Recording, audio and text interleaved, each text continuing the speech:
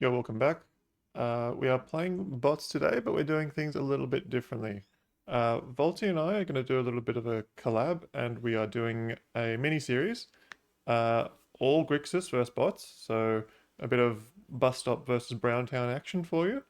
We're going to play 6 matches, alternating play draw, just to get a bit more of an interesting sample size, not just a couple of small games. Um, and yeah, get a good feeling for how the matchup really plays out. Um, I'm starting the play. This opening 7 is very ordinary, so we'll take a mull. Uh, you can see both perspectives. So you'll see my perspective from my channel and Voltie's from hers. So you can really kind of get a deep dive into the matches, and yeah, so it should be fun. I'll obviously link all of Voltie's channel and the corresponding videos as they come out, and we'll go from there. This 6 is still pretty ordinary. Gonna have to take a mull. Okay, we have the option to Serum Powder, but we have a Tolarian, which is one of the best things to pick up in this matchup. So let's go ahead and keep dropping the Tolarian and probably the Thought Knot, with the plan of going Temple, Amulet, Tolarian, Night Scythe, and then having quite a lot of mana between these two with a Dismember to potentially protect us from one of the early threats. The alternative is I keep the Thought Knot instead of the Dismember, which might actually be better given we haven't got a whole heap of action and not that many cards. Um, we can turn 3 it before them. The Dismember's not going to kill a frog anyway. So let's actually drop the Dismember and go with this.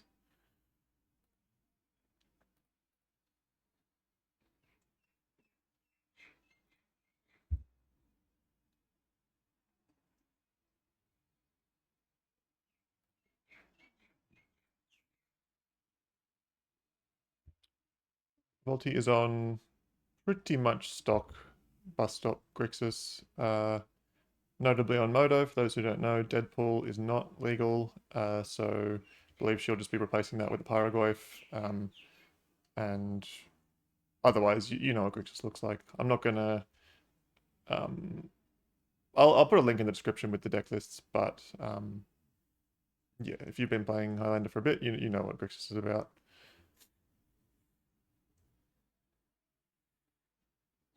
Curious to see if this Thoughtseize takes the payoff or the, I suppose, enabler. Probably take the Night Scythe because it's both a threat and a kind of bridges my mana up to a bit higher. Pretty far off of that one.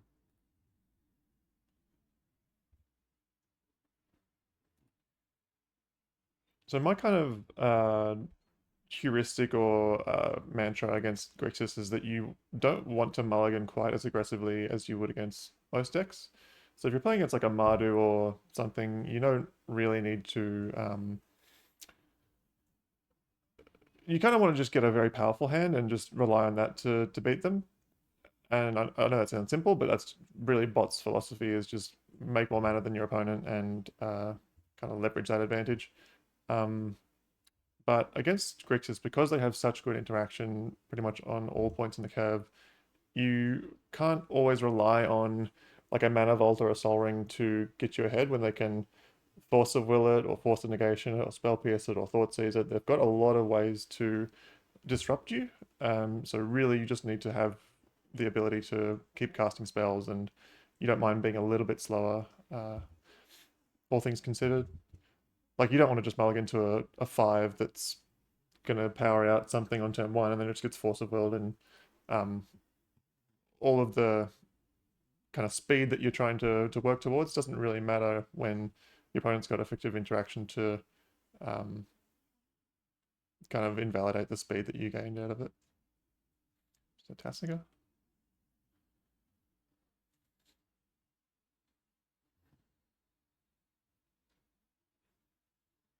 Yeah.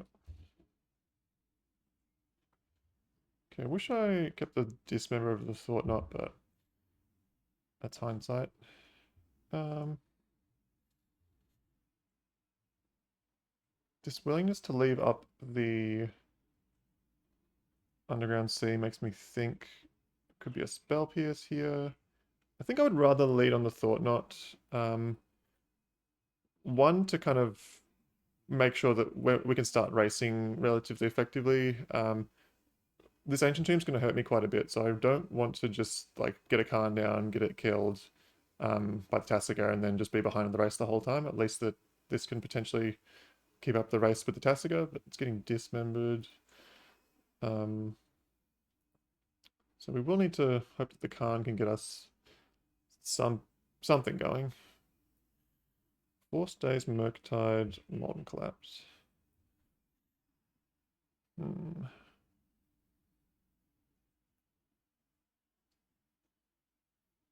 Pretty tough hand.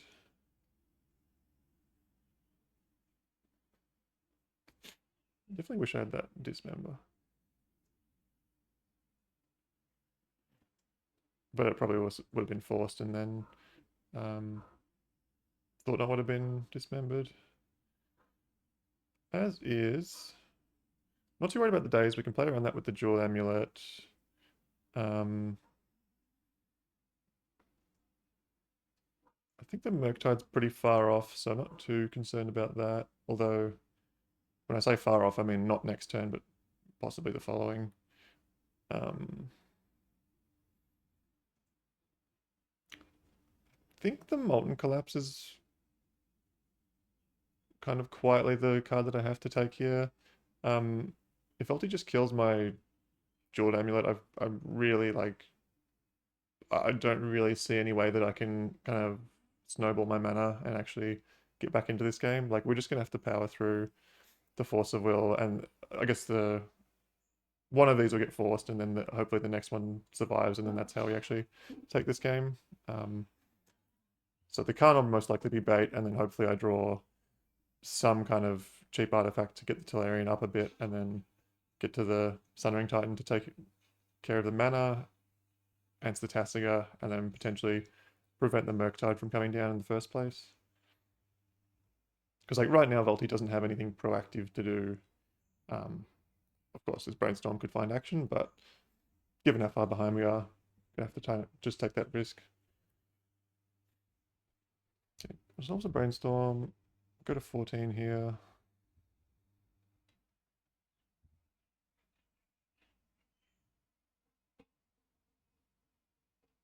Delphi.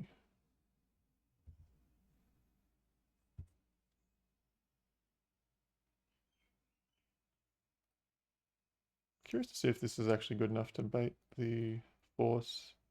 I think it will be.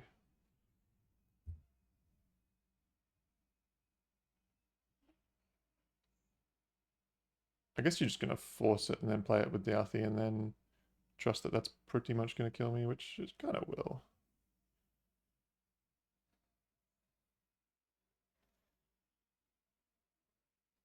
But doing nothing isn't really much better either, because I'll just be dead in 2 hits. Does force, pitching days. Probably still has the Murktide.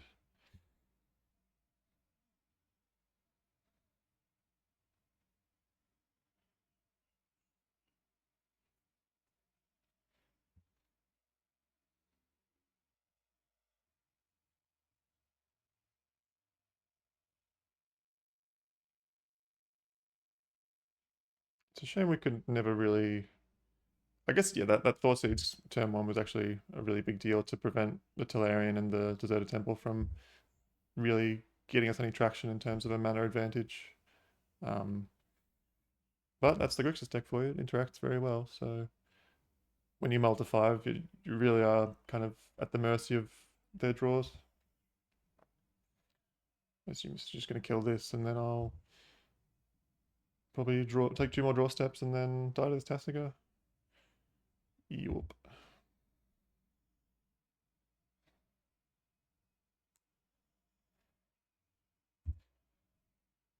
Can't draw my own Dismember to kill this to survive a little longer.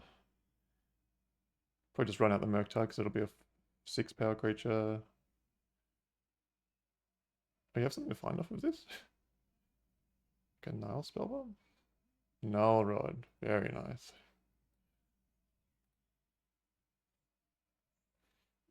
Alright. That was pretty ugly. I didn't cast the Null Rod. Just getting it for the flex. A wise choice. Alrighty. Let's bring in... Always bring in the Blaster in game 2. And I think I'm happy to cut the Cradle. This is something I've been doing against Grixis for a little while, and I think it's right just because they're so interactive. You rarely have multiple creatures in play, and if you do, it's kind of a strange game state, so I'm not going to assume I'll ever be able to hit that. So let's take this out.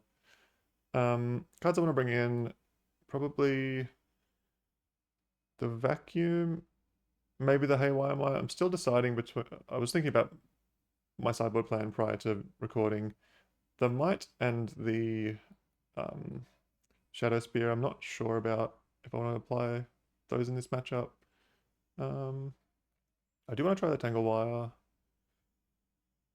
I don't really want to sideboard too heavily in the matchup. Like, you are kind of well situated against them. The only thing that you want to really do is kind of trim uh, just to mitigate the impact of their sideboard cards. So these three are good. That's good.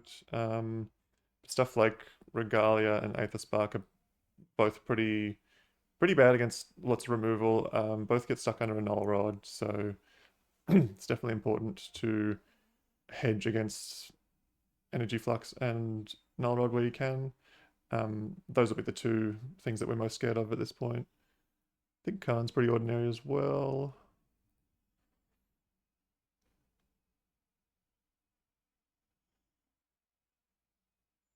Night Scythe is often a one I'm happy to cut.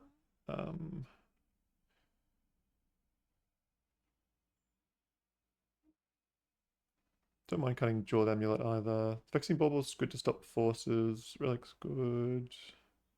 Everything else here looks pretty good. So happy with these. Let's bring in 6 cards. Let's try the Might out. I don't mind Shadow Spear. Like often races kind of come up in the matchup, so let's bring in those so far. 2 more cards. Contortion kills enough stuff in Emperor, Tamio, Ragavan, small Goyfs. And then just one more card. Might just leave the Night Scythe in to kind of keep a density of cheap things that make a lot of artifacts. This looks fine. The Whopping Whale's not really that effective. They're not playing Brotherhood's Ends or Seeds or anything like that, so happy to just stick with keeping the game plan, the game 1 game plan relatively intact.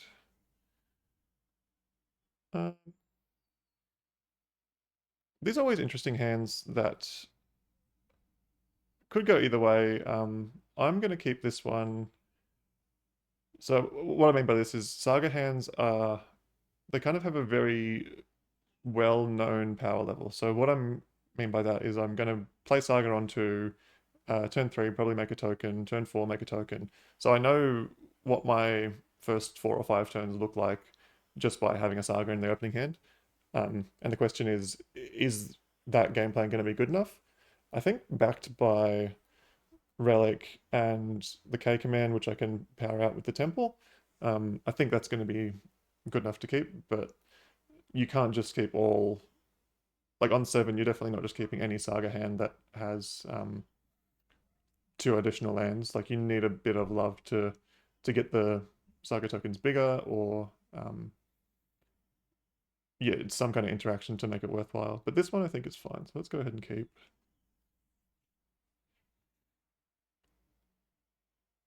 And we'll lead on the Temple to potentially K command turn 2 against a Ragavan. That'd be really nice if I go Relic into kill your Ragavan, draw a card. That's a really nice start for us.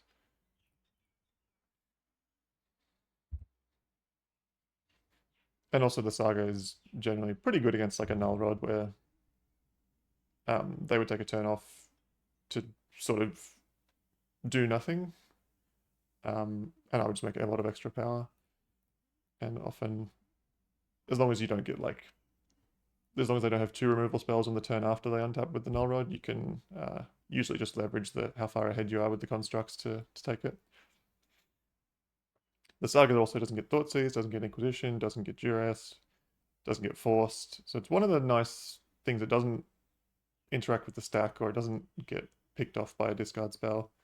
So definitely one reason I like to lean onto it a little bit in the Grixis matchup. Really, the matchup is the most important thing is having a kind of something in your mana base or your lands that is advantageous. So they're not very good at stopping your lands. So being able to make a lot of mana with just your lands or have a game plan in the form of Saga, which is a land, that's really pretty valuable. Tanking on the Duress, I would have thought that the K command would be the easy pick, but evidently not.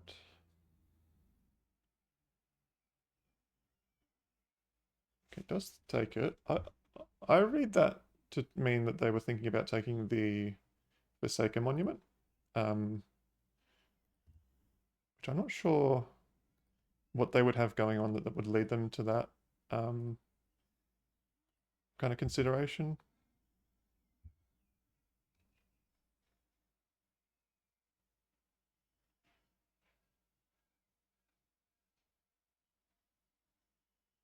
Let's see.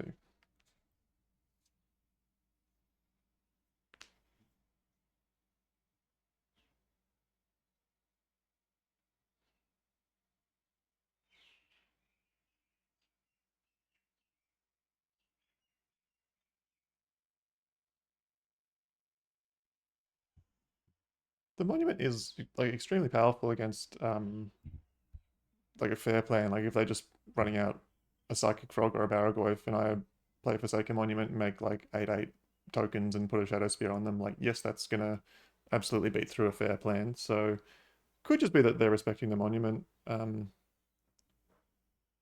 see how it shakes out. There's a Tamio. Okay. So it makes sense that they took the K command. Do I want to cycle this relic now?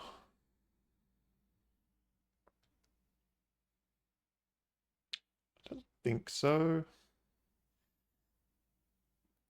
Just because I'm very likely to, like, I know what I want to do with my mana for the next couple of turns, so I think I'm just going to let it sit around for a bit longer and try and pick off a bit more of the graveyard before I cycle it.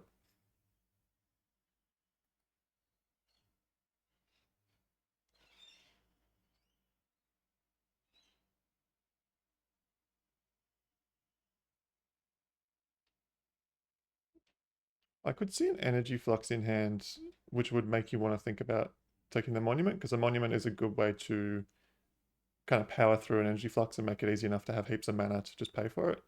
So that could be a consideration.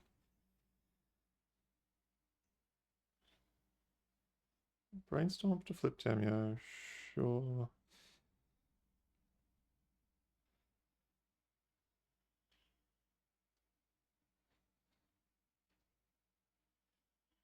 Not too worried about this, given the construct can pretty comfortably pressure the Tamio, but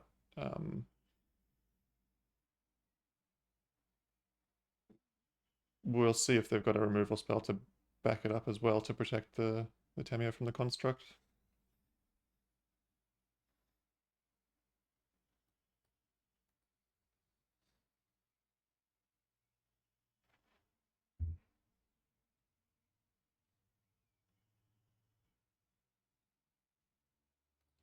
Just hit this now.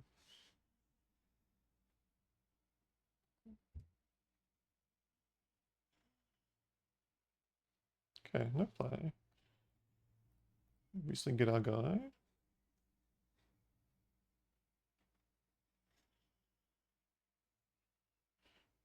Try Ugin. That is a very interesting one.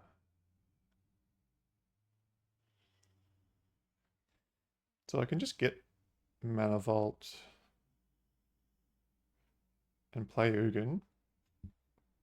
That's obviously pretty good. Um, if they have a consign, that's pretty bad. If they have like a regular counterspell, it's not the end of the world.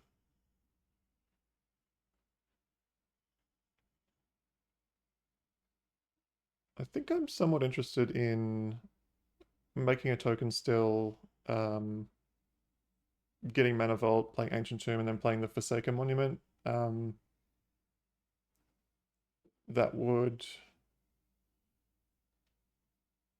present a lot of power, would kill next turn, and yeah, it just gives me more. I get more threats going, which is always good when you've in a grindy matchup like this one. Um, that said, if I get to just cast the Ugin and kill the Tamio, this is still a very good turn. And like they're already kind of at the point where they need a sideboard card um to really get back into this one. Like if I just make the token with the saga, um they could just very easily have like counterspell this and then maybe double removal spell. Although I guess if I go monument plus make this big enough to kill the Tamio, then they need to have a removal spell this turn to protect the Tamio and counter the monument. That's also not too hard because they could just spell pierce or force or daze me even. Yeah, for kind of walking into a daze is pretty ugly. I think you could really play this either way, but I'm gonna go with the Ugin line, I think. It's pretty close. I wouldn't fault you for going either way.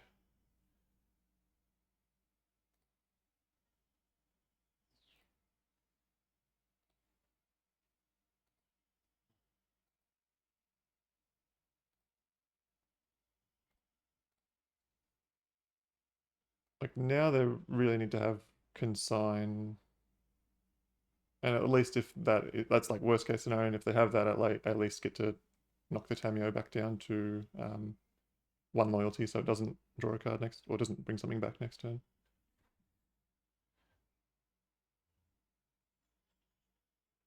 Did have spell pierce, so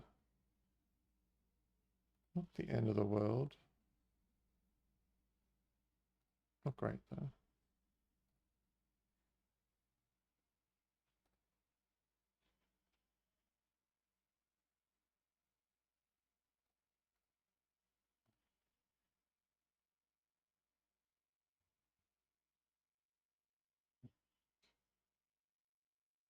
I guess the other good thing about this line is that if I do commit the Forsaken Monument and it gets countered, then the Ugin's like, I'm never really going to get to it outside of taking a whole turn off to untap the Mana Vault. Um, so now this way I can like end a turn, cycle my Relic, and then still play Monument Forge and kind of keep this fair plan going really nicely.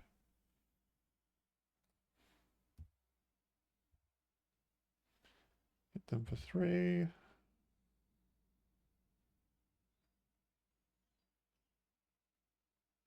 See if they like a Dismember maybe. Yeah, it does. Okay. Um, just think if I want to Relic pop now. Not really. They would need to have like untapped non-fetch land Tasiga for me to get punished right now. So if they crack a fetch, I think I'm going to crack it in response. Otherwise, I'm going to probably just wait to end a turn.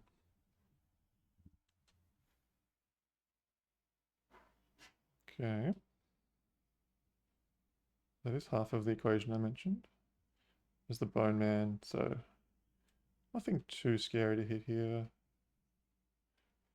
Does this bring back Planeswalkers? That'd be pretty crazy. No. Bone Man's like obviously a really good card coming out of MH3, but luckily in this matchup it's not particularly effective because I do pressure the graveyard quite a bit. My graveyard's never really got many good creatures in it. And even if it does, they're not very effective against me. It's not like if you bring back a lodestone and hit me with it once, then sure, whatever. You got Nugan.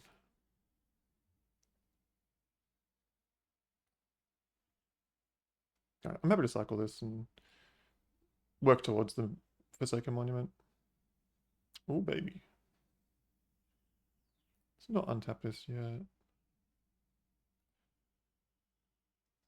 Golos is cool too.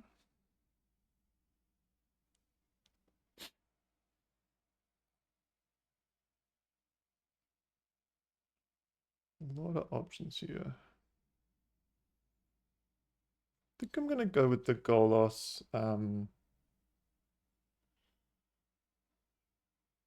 Just because it has a clean block on this.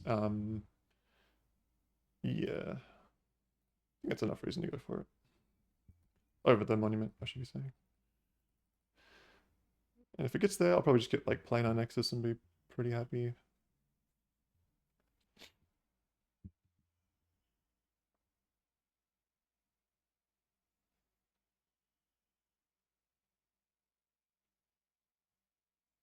I could get Deserted Temple to really make sure that the Tolarian goes crazy. It does resolve, that's great. Yeah, the fact that they have already used a bit of their removal, like the Dismember, makes me think this might stick around for a little bit, in which case the Tolarian's going to be pretty nice.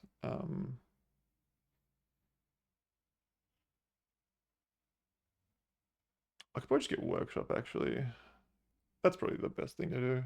The next turn I can slam both of these, and if both resolve, I'll easily win. If one resolves, I'm probably still pretty far ahead. Got a clue.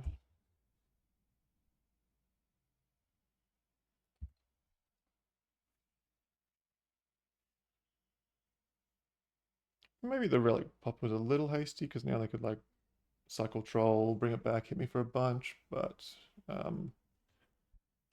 think at the time, before I had the Academy, I didn't know I had this much mana now, so just making sure I hit that land drop to get to 5 to get to the monument was the right place to be, I think.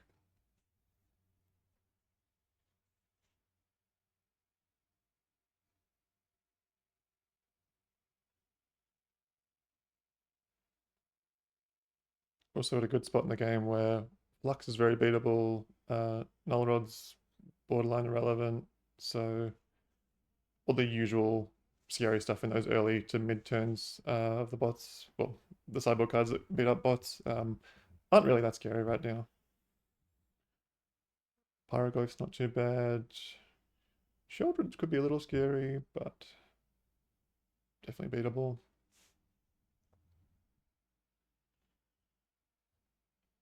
Feeling pretty good about our spot. And also nice to like, if I'm worried about getting punked out by like a Price of Progress or something, I can gain some life with the Monument and the Shadow Spear and just stabilize a little bit that way. Feels like Molten. Yeah, that's really good. I was worried about that. That was also another reason why I didn't love the idea of getting the Deserted Temple. Oh, you don't want to smack him with this? Okay. Definitely take this hit. Tanglewire is cool. Not great though.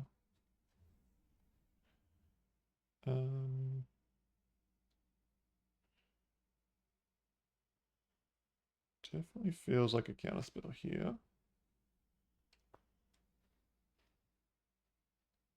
I'd be very surprised if the Tanglewire was good enough to prompt a counterspell, because you can just tap this, and hold up counterspell after that, and then the following turn it's just not very effective.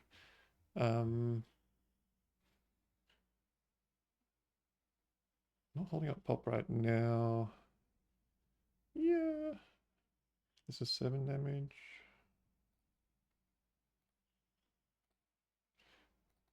There's like a very small chance that the permission that Voltie's got is somewhat conditional, so we'll try this out, and if it gets there, then we're in really great shape.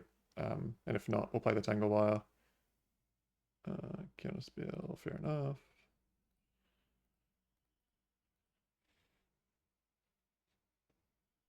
The wire will slow him down a little bit, but not heaps.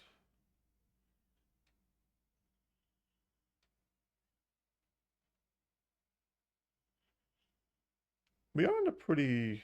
Like, we can be killed in 2 hits here if Voltie gets aggressive with the Emperor. This turn's not going to be too bad, because I think you need to tap... Oh, you could go, like, tap 4 lands. Okay, it does adapt, so I guess that means they want to tap the Golos instead.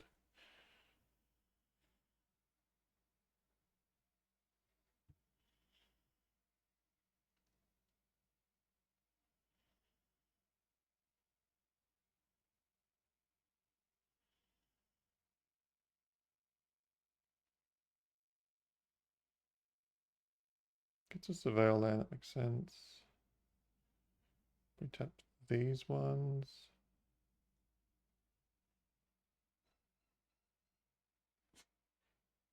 So the wire will tap these 4, and then I'll take 4, go to 6. And then if I tap this, I'm dead to 1 more Emperor hit. Not to mention I've got the Mana Vault ticking down. Yeah, this wire's... This definitely wasn't like the best spot for the Tangle Wire, but I still think it's worth trying in the matchup. It's one that I'm really not sure about if it's effective or not. There'll be some games where it's really just like double time walks and I win the game because of it. And there'll be some games where I draw it too late and it's just like a bit meh, which it is kind of now. Takes my forward, sure.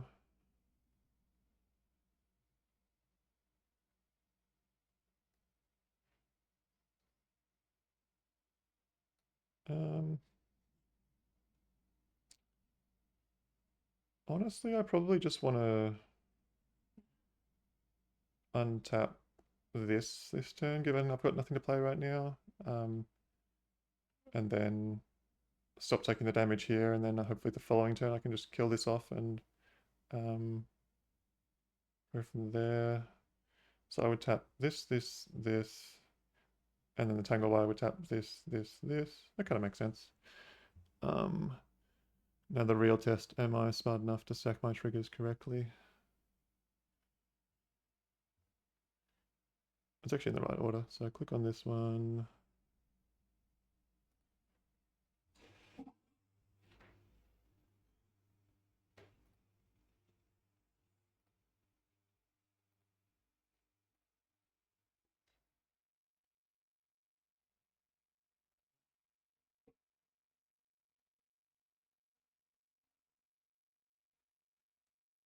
Okay. That's not relevant now, but could be the difference next turn to give me the right mana. We have a few kill spells for this Emperor, and obviously we could just draw a creature that blocks effectively.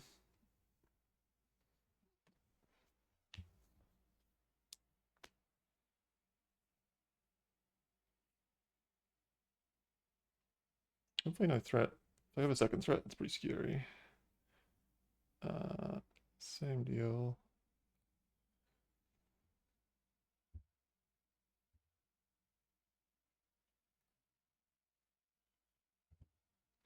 Tap this and this tomb that we can never tap.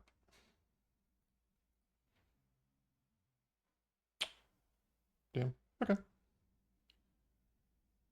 Yeah, I mean that happens with your ramp deck. Sometimes you just draw a couple of mana sources, or things that produce mana or increase your mana on a turn where you really need a creature, but that's all right.